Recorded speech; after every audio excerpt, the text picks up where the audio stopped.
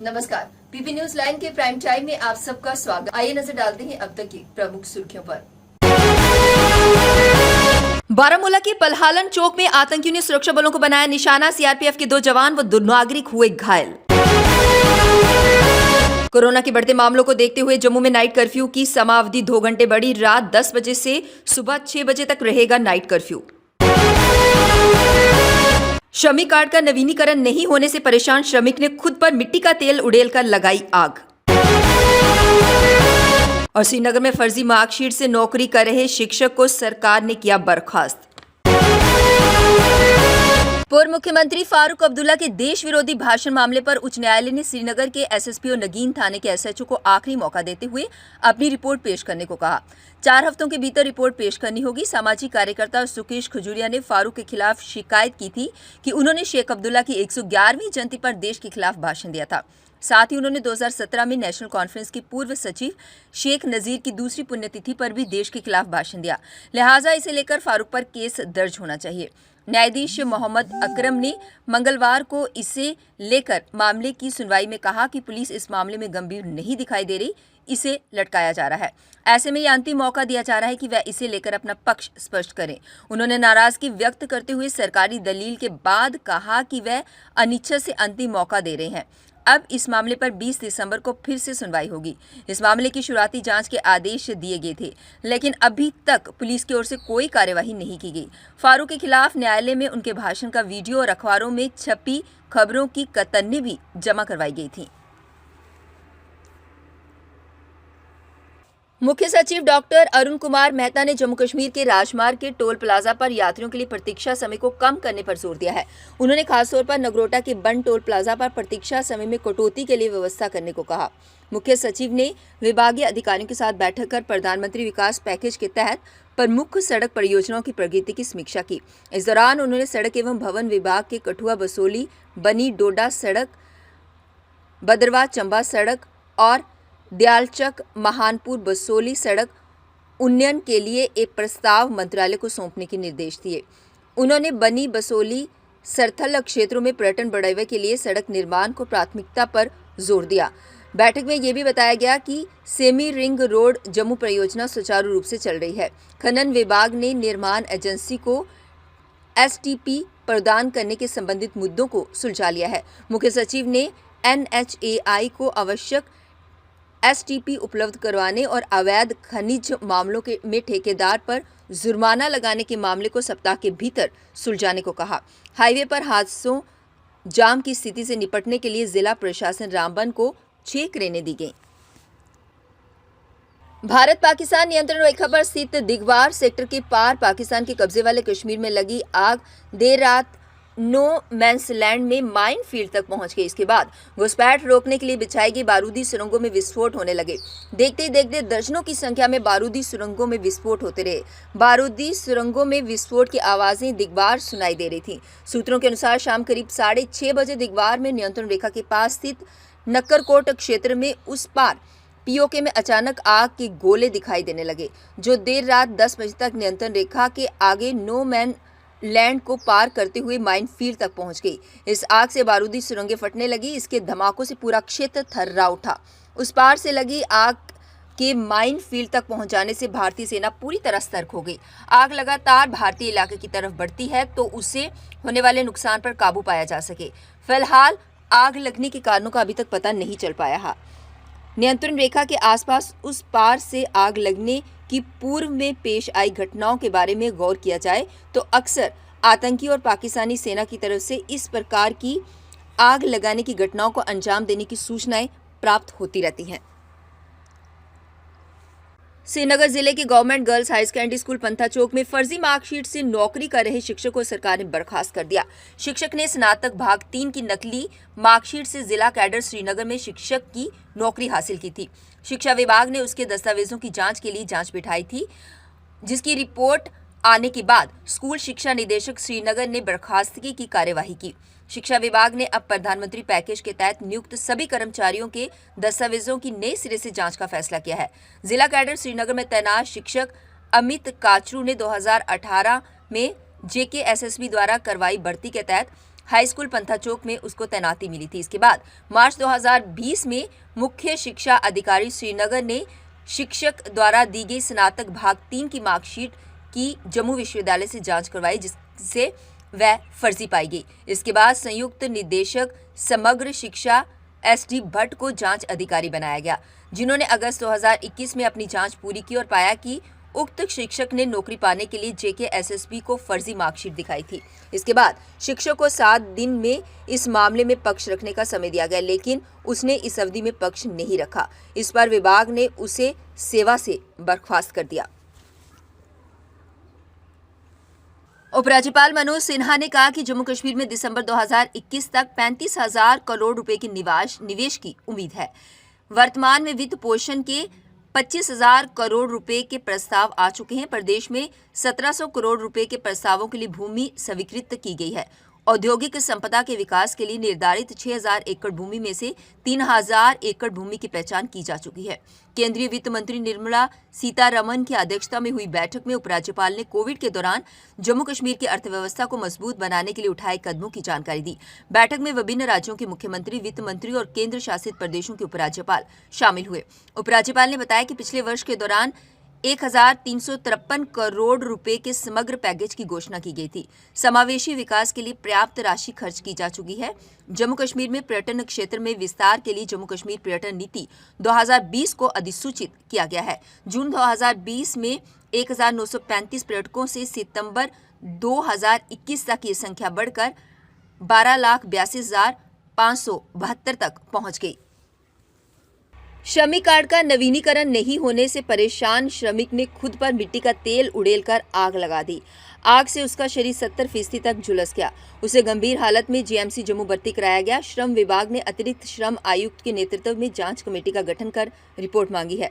डोगराल स्थित अतिरिक्त श्रम आयुक्त के कार्यालय में अरनिया निवासी कमल लेबर कार्ड का नवीनीकरण करवाने पहुंचा था। वह 2015 से 2017 तक सक्रिय सदस्य था, लेकिन उसके बाद उसने कार्ड का नवीनीकरण नहीं हो पाया।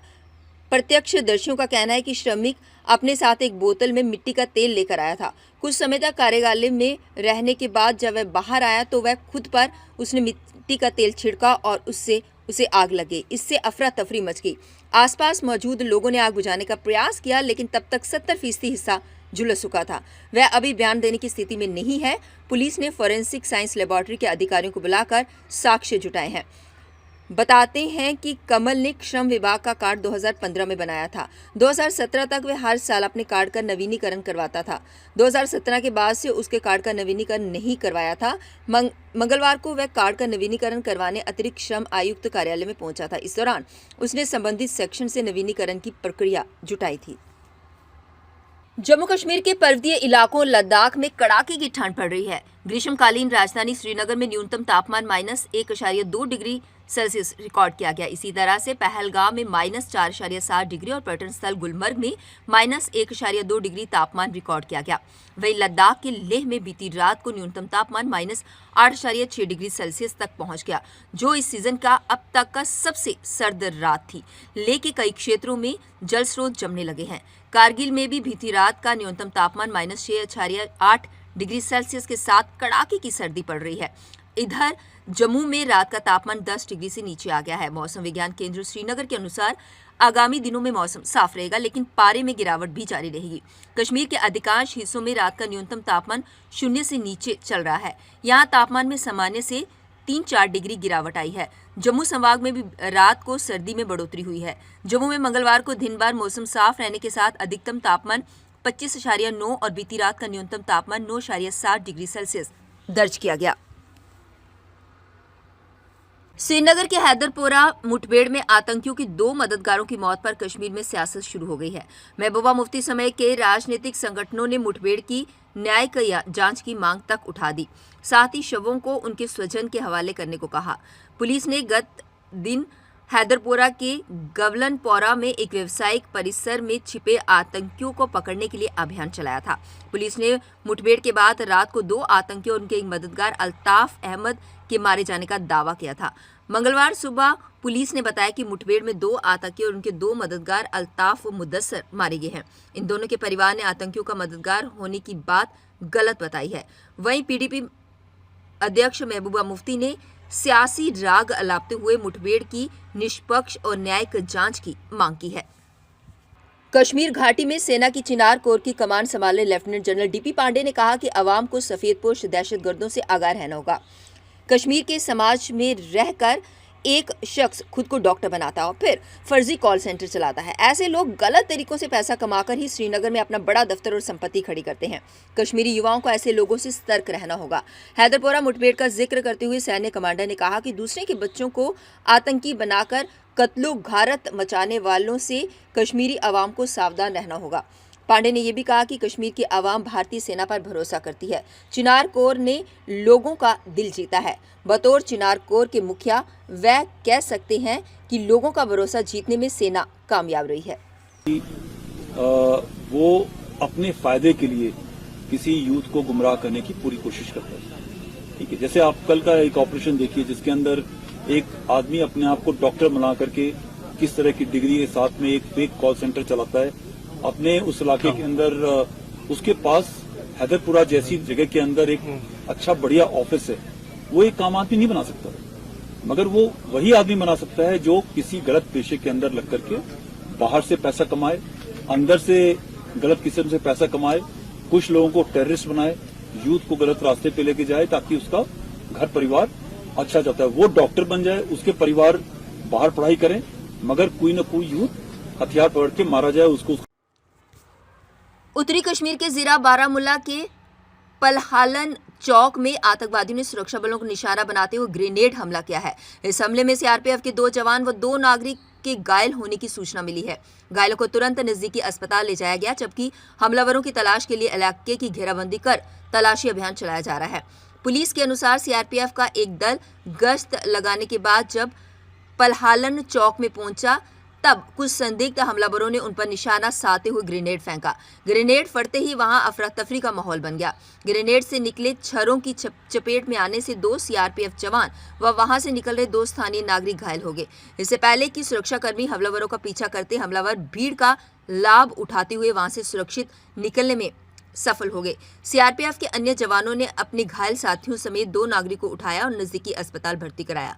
फिलहाल वहां घायलों का इलाज जारी है। इसी बीच सेना, एसओजी व सीआरपीएफ का एक अतिरिक्त दल भी मौके पर पहुंच गया और उन्होंने पलहलान चौक के आसपास के इलाकों की घेराबंदी शुरू कर दी। घेराबंदी पूरी होते ही हमलावरों की तलाश शुरू कर दी जाएगी। वहीं पुलिस अधिकारी का कहना है कि चौक में लगे सीसीटीवी कैमरों को भी खंगाला जा रहा है। उन्होंने दावा किया कि जल्द ही हमलावरों की तलाश कर ली जाएगी। जम्मू में आज से नाइट कर्फ्यू की समयावधि 2 घंटा और बढ़ा दी गई है। डिप्टी कमिश्नर जम्मू अंशुल गर्ग ने कोरोना संक्रमण के मामलों में एक बार फिर बढ़ोतरी दर्ज करने के बाद ये फैसला लिया। उन्होंने नाइट कर्फ्यू के समय में बदलाव करते हुए कहा कि जम्मू में कोरोना संक्रमण के मामलों में दर 2% से अधिक हो गई है। इससे पहले कि मामले और बढ़े, ये पाबंदी लगाना जरूरी है। उन्होंने अपने क्षेत्र अधिकार में सीआरपीसी की धारा 144 के तहत रात 11 बजे से सुबह 5 बजे लगने वाले नाइट कर्फ्यू के समय में बदलाव करते हुए कर्फ्यू लगाने का समय रात 10 बजे से सुबह 6 बजे तक कर दिया है। डीसी जम्मू ने कहा कि पिछले कुछ दिनों से जिले में रिपोर्ट किए गए कोविड-19 मामलों में लगातार वृद्धि हुई है।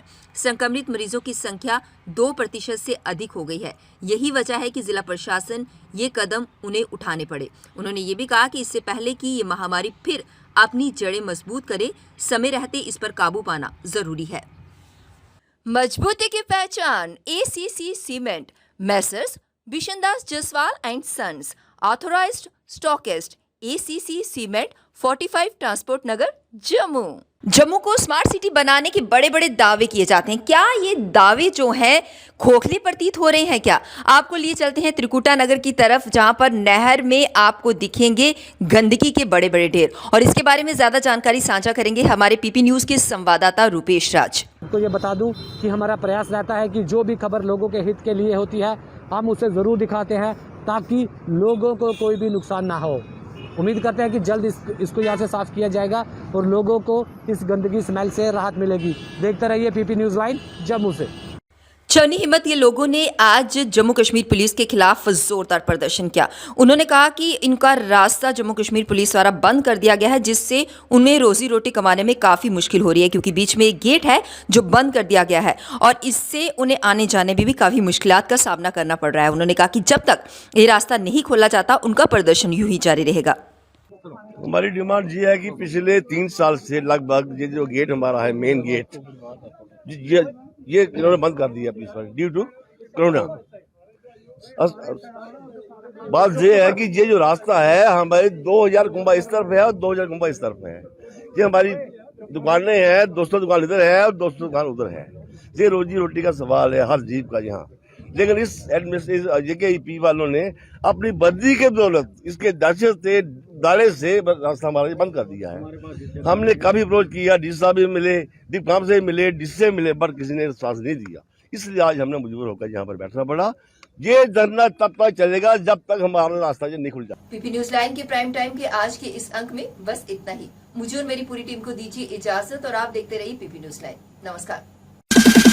जम्मू में आई टेस्टिंग की साइंटिफिक और मॉडर्न टेक्नोलॉजी के लिए हमेशा याद रखें जेम ऑप्टिशियंस, जहां पर रखा जाता है आपकी हर जरूरत का ख्याल। Gem opticians with the facility of eye exercise, A scan, biometry, pachymetry और ऑटोमेटेड फील्ड एनालाइजर। और हाँ, हमारे यहाँ बढ़िया क्वालिटी के ब्रांडेड स्पेक्टिकल्स, सनग्लासेस और कॉन्टेक्ट लेंसेज मिलते हैं। आपका भरोसेमंद एक ही नाम, Gem Opticians, Gandhinagar. Gem Opticians, Nai Basti. Gem Opticians, Amphalla. Gem Opticians, Trikuta नगर।